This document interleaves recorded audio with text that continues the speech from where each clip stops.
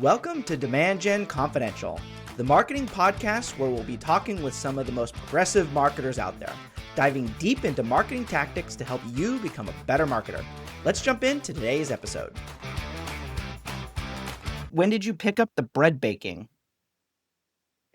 So the bread baking, I missed the whole COVID, everyone's making sourdough era. And I've always been a baker. And so my husband kept kind of hounding me to try the bread. And so I did. I was late to the party, but now I make it on the regular. Interesting. What else do you bake? Oh, I bake everything. I have a really good coffee cake, banana bread. I have really the best chocolate chip cookies you'll ever have. Oh yeah. The crossroad I do. And then I take my loaf of bread, and then after I've baked it, I then cut it cross hatchways, and then I stuff it with like spinach artichoke dip and bake it again. So it's a pull apart bread. Okay. So I take the bread baking to the next level and I bake it twice. Interesting. So I'm a big fan of coffee cake, and we lived in Germany for a few years. And one of the things that I thought was amazing that they do there is at 3:00 they have coffee cake and coffee cake and a coffee. And Oh, like nice. that is like, if I were to sum up things that I love, that is absolutely it at 3:00, like a little espresso and some coffee cake. So I don't know if it's that kind of coffee cake that you're into or the breakfast kind. I guess you could do either. I wouldn't deny a breakfast one either. Yeah, I think that mine's kind of flexible in that because it definitely tastes really good with coffee and it's not super uber sweet for breakfast. So it probably pose in both scenarios. Interesting. Okay, and so you missed the bread baking off the start, but you don't do sourdough. I don't do sourdough. And I admittedly have killed a few sourdough starters. How do you kill a sourdough starter? Oh, they're like a pet. You have to feed them and you have to like stir them and you have to like make sure they're happy. And so, I mean, I always had something going on. Like we were losing my dad and I killed one. And then we moved cross country. I killed it, but they're easy to kill. And also sourdough Very good is a really long process. Neglect. Yes, thank you. Yeah. I also have 3 dogs and a cat. So it's a lot to take care of when you also have a starter. Yeah. But yeah, they're tough they're tough. They're fussy. And then also you can't always bake with it right after you've fed it. And so it just really elongates the whole bread baking process. And I'm a firm believer that your bread dough knows if you're trying to rush it. So I like to do my French peasant where it's a lot more forgiving. So then what is a French peasant? French peasant, just you're using active yeast instead of a starter. So Okay. the sourdoughs start with the starter and you keep the starter alive. And so with my French peasant, I just grab the yeast out of the fridge and toss it in. I don't have to keep the yeast alive. Interesting. The belief that your bread is going to tell you when it's done. I got into smoking meats, and I've done a brisket once, and I find it very daunting.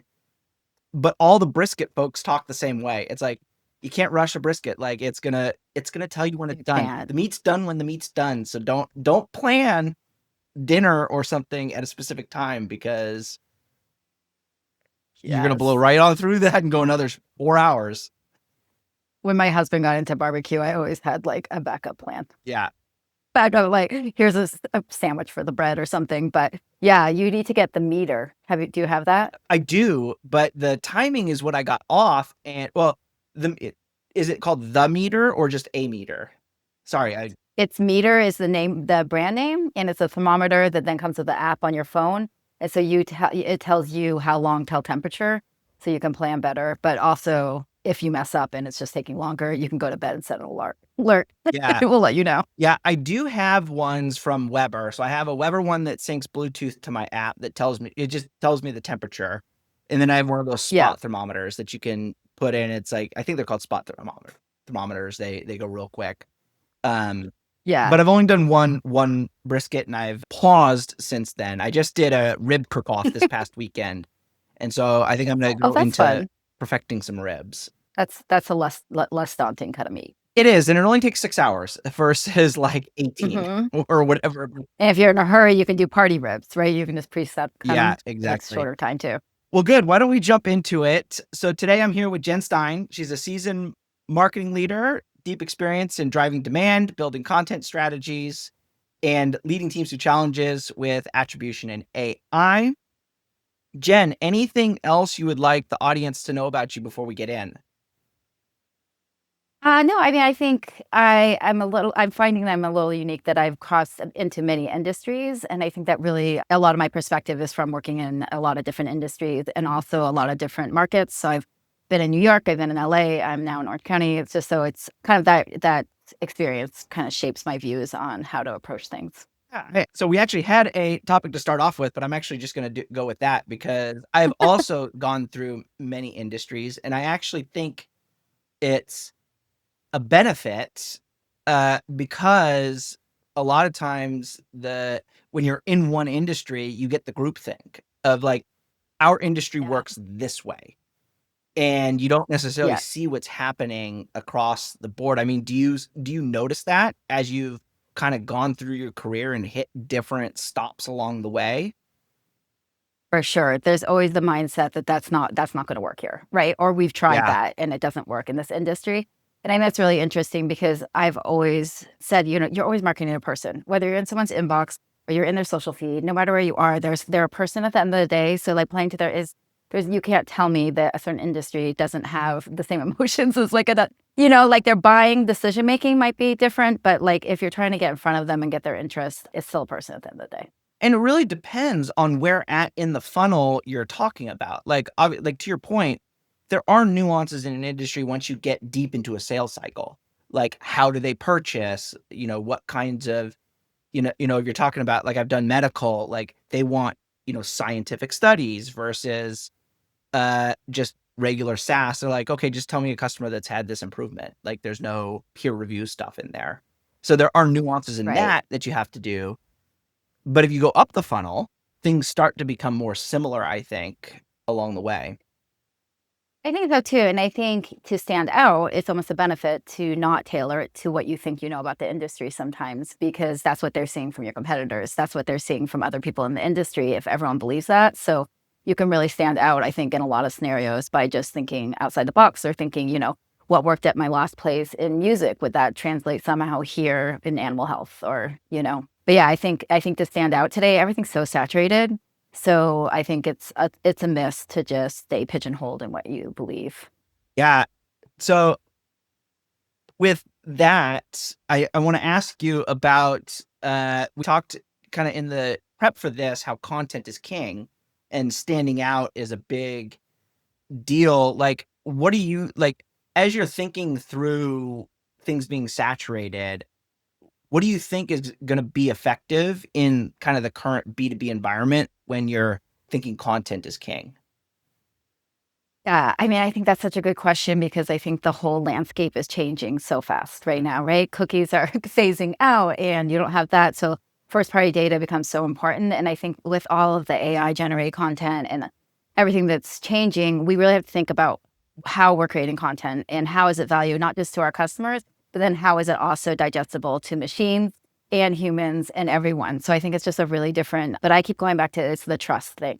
You want to be like, people are mistrustful now, I think, of all content. So really gaining trust, and how do you do that with your audience? And how do you get them to come back?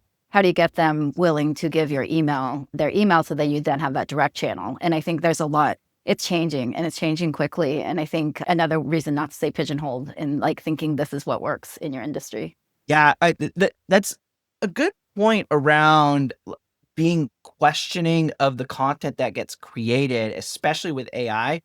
One of the impetuses for this, and I'm doing a similar way of this at my new gig, the HR bench, just humans talking.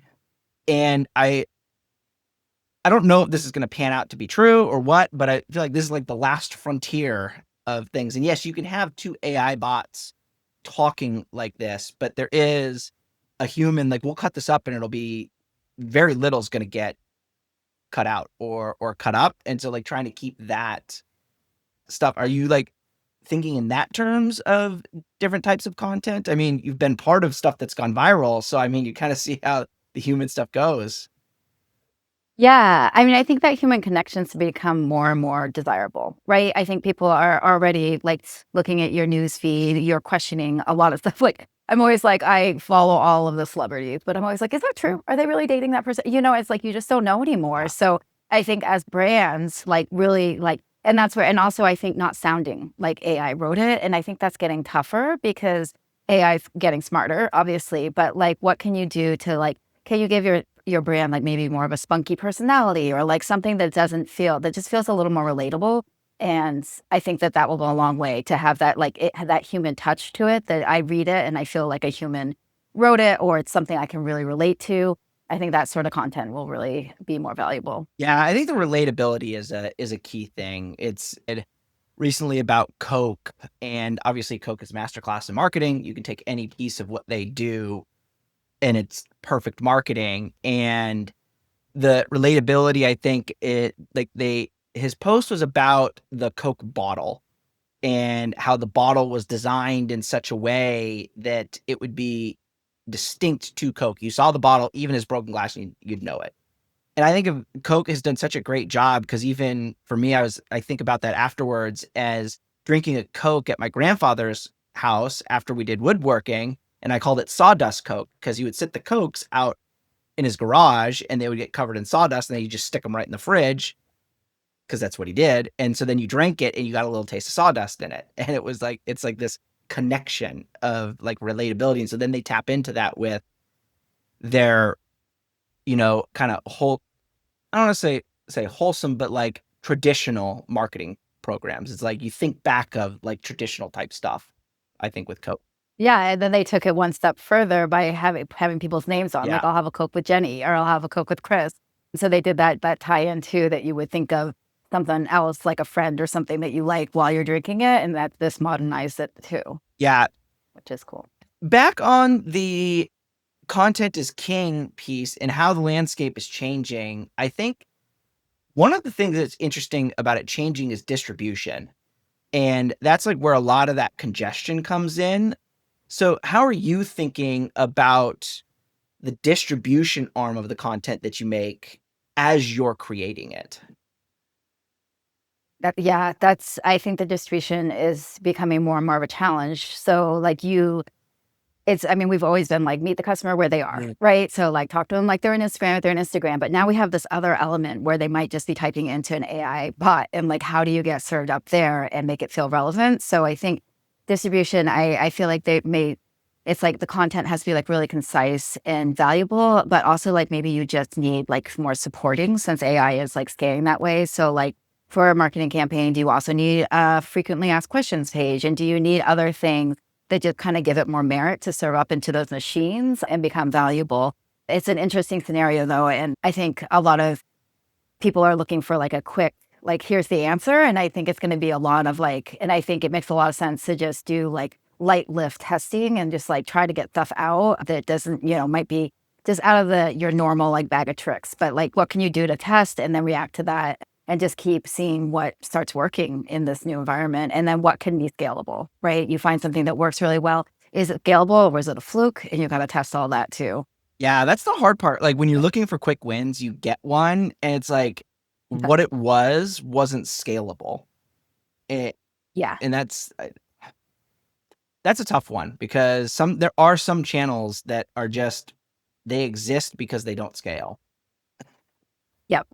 Totally. And there's such a rush to have that happen. Like you get, it's like great. It's like, oh my God, this is the quick win. Like I always reminisce, like when I was in a boutique hotel company when I lived in New York, and like we had this great idea that we could just do a snow promo. So like when there was like everything was shutting down at JFK, LaGuardia, we did this like quick promo, and it was like you could just book a room within the 48 hours of the storm and you got a discount. And it was like so gratifying because we could see it in real time. And like it's just like everything's so much more complicated now at least in my like last few roles too. It's like there's so many different factors in actually getting to the sale, and also like all the contributing channels and the touch points. It's just much more complicated, but the quick wins are, they're motivating, but they are not always scalable. Yeah. In that snow example, did you have like a ready-made template that as soon as it snowed, you'll just hit play and, let it run? Yep. Yeah, we geo-targeted the airports, Okay. and we just gave a discount, and we had a specific promo code, so then we could see what it did over the whole winter too. We could see if it was worth, trying to increase the discount or take the discount away because people are desperate. So we started really monitoring that. But yeah, that was a perfect example. It was like It's just really targeted. You just found out your flight's canceled. Hey, you want to come back? And we could target people that just stayed with us over email too. So we had that all figured out just to automatically like pull everyone who had stayed, had checked out that day, and have it target them in email as well. Nice. I wonder how common that is in B2B, where you have these playbooks of events that are going to happen. Like sometimes they're only annual, but there are things that happen that you could create little templates like that. I wonder if people are. I haven't talked to people somebody who's done that and scaled it in B2B, but it's such a great little template to do. Yeah. I mean, if you have any events that are actionable like that, it's just smart, right? It's just like something to get in the pipeline and keep building. I think that a lot of like, in my experience, like the annual events, like my last job, there's a couple big shows. Yeah. Everyone goes to the trade shows, but I feel like it's less about kind of building what you did last year. And it's like, it's a brand new show. What are we doing? Like it's new strategy. So it's an interesting thing. I feel like there is a miss when things are annual like that to kind of forget about what worked well and not just build on that, but start over. Yeah, especially because in business, a lot of times a year is an eternity. I mean, at least in the business I'm in B2B SaaS, like a quarter is like the equivalent of a year in some businesses. Yeah. And a lot of times you're moving so fast, you're not doing the postmortem and you're not really analyzing what works so well. You're just like, you're doing the big, we got, thousands of leads, let's go. Like, and that's the win versus going back and being like, where did they actually come in? And so I think, you're on to the next thing a lot. Yeah. And that's the kind of in the postmortem. And you mentioned this a little bit earlier, is just like knowing where things came from. And the attribution question. And I know people listening for this show, attribution is a huge deal in demand gen. Like, how do you approach attribution in trying to get and using it to get buy-in for stuff that you're doing? Yeah, so attribution is like the $1 million ticket. Like that is like a good place. Nobody has an answer. Nope. Nobody has an answer. And I just can't believe it's the same for every industry or every product type. Like even like when you think about like you're looking at the models and you're like, what's the best model for us to use? It's like, first of all, what do you have the data to support? Like what can you actually report on? Because if your data is too messy or too labor intensive to get, it's not a good model for you today. You know what I mean? And so it's like thinking about that too. Like it might be what thinks it makes the most sense, but if it's just going to mean your team is just sorting through data and trying to collect it and asking people for reports and all of that, it's probably just not the best for your team today. And I also think there's like different scenarios. So like if I have my database for all my current customers and I just want to utilize something more, that's going to be a different model than if I'm trying to get them to come in and get stake in my company completely, or my product. Yeah. And within a company, you have different products. Some are impulse buys or, and some aren't. And so like, I think thinking that there's one model for even one business is a tough sell. But I think the most important thing is that when you're looking at it and you're going to be reporting on it to like the exec level, is that you get sales to agree, you get finance to agree, anyone who has, stake in the game. You want to make sure you're all looking at the same or agreeing to look at that way for a short period or whatever it is. The last thing you want is to be in a meeting with executives and have people disagreeing with your numbers. So getting that alignment to like, maybe this isn't perfect, but let's look at it this way for 6 months and see if we get, good information, stuff we can react to. I think it's tough too that if you just focus on the stuff that you can show in reports for revenue for, the higher ups, then you're looking away from awareness and other things that ultimately lead to that too. So I think it's a real balance there with attribution, not to get so fixated on the revenue model. Yeah. And it's tough because you then end up spending 3 weeks debating around what it is that's working or not and not doing anything creative. And the funny thing is the people that, well, not the funny thing, or I think the people that end up having stuff go viral or do, they just hit on these product market fits, they probably didn't even have attribution. They weren't even thinking about it. They were just running with stuff that people wanted. Right.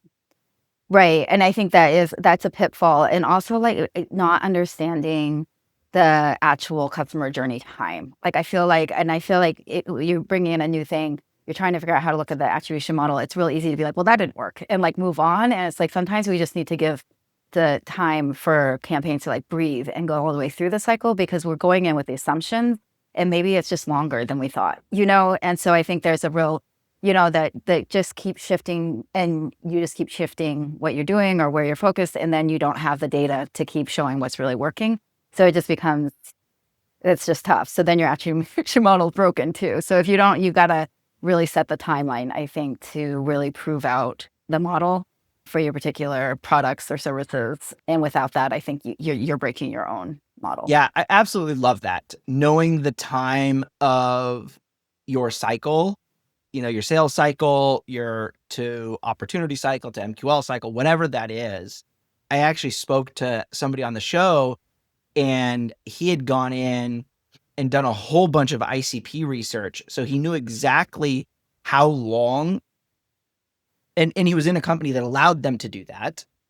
So he got into an environment that allowed that to happen, but they knew how long the sales cycle was. So they matched the attribution model to the stages and the lengths. So they were like, okay, our MQLs aren't going to come for 30 days. So we're going to roll with the 30 days, and we're going to show what touch points are in there. And then we know that the last touch is what we're going to count, but we knew that it was 90 days. Like, that's such a... We knew it took 15 touches. Exactly. Or whatever that is. Yeah.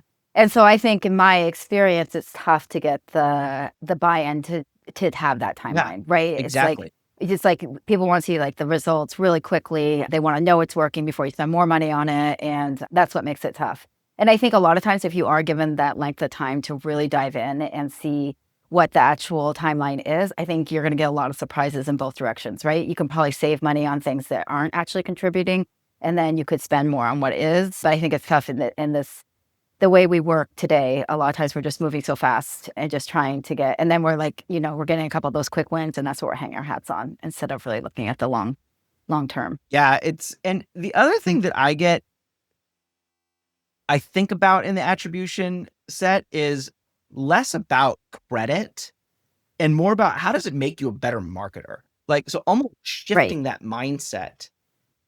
Right.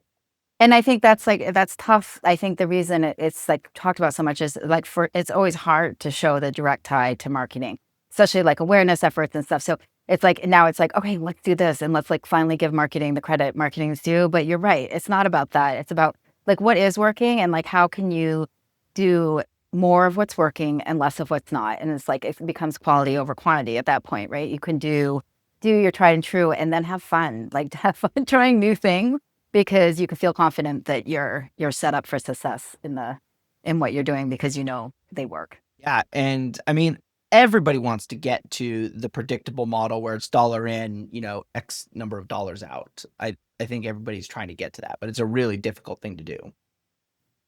Well, and the landscape's changing too, right? Yeah, I mean, the landscape's changing of where you can put your dollars and where you should be. So I think that also, it's just got to always be evolving. And so the model may have to too. Yeah, the model absolutely will have to evolve. And I agree with you at the start where you said, you shouldn't have one model for everything. You have different models for different stuff. I think that's a really good call out for the attribution stuff. You don't have to have one. You might have one for reporting to execs, and that's fine. But then you have other ones depending on what it is that you're doing and when. Yeah. I mean, I just think it's hard to know, first touch, last touch. Like, it's hard to know and hard to say that would work for everything. And I think it's really rare that you're just like selling a single product that is going to be that predictable. And even if you grab a first touch, is that causing an increase in sales, or was it just happenstance? And you really can't know that until you test it. Right. Right. You've got to have the time to follow that all the way through. Yeah. If you want to be like a rigorous, data scientist, if you will. Now, with the changing landscape and AI being of the buzz that it is, how are you thinking about using AI in your marketing? And I'll just take this anywhere you want. Yeah.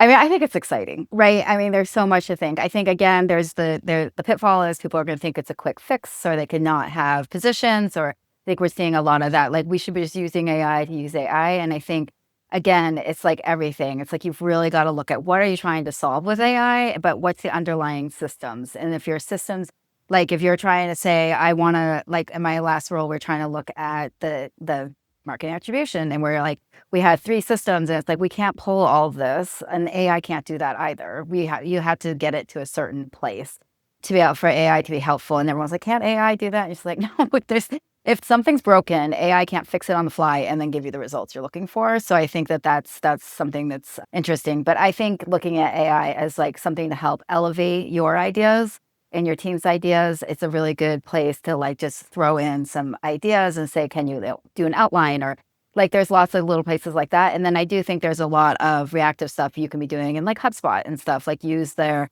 AI systems to streamline your process. And there's tons of quick wins, but I think like looking at overarching, like what you're trying to do, like, are you trying to be more efficient, or are you trying to be more creative? Like, what are you trying to do before you start just plugging in and trying to use AI just everywhere? Yeah. I mean, what do you think? Like, what are your current favorite uses for it? So that's a good question. Using it for everything personal. I'm like, the best bread out there. I use a I think like rub recipe aggregating with it, data. and I liked it. What's I that? used it to create a rub recipe for ribs because I didn't like what I was getting Yeah. online.